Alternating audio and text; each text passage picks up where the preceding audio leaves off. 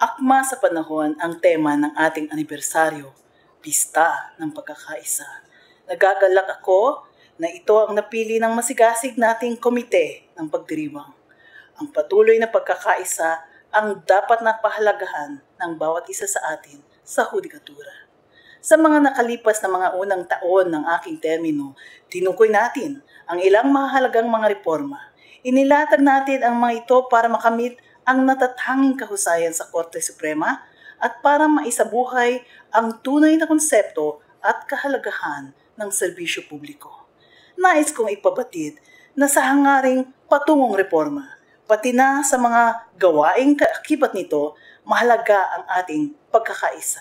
Nais kong pasalamatan ang bawat isa sa inyo, sa bawat empleyado, hukom at kapwa ko mahistrado sa Korte Suprema, sa patuloy na pagkakaisa sa paglilingkod sa bayan. Marami pa tayong kailangang gawin, ngunit ngayon pa lamang ay nararapat lamang na ipagbunyi natin ang ating pagkakaisa, lalo na sa natatanging okasyon na ito na ika-114 na anibersaryo ng Korte Suprema. Dibdibin ang natatanging papel na ibinigay sa atin, ang mamuno sa lakbayin ng katarungan.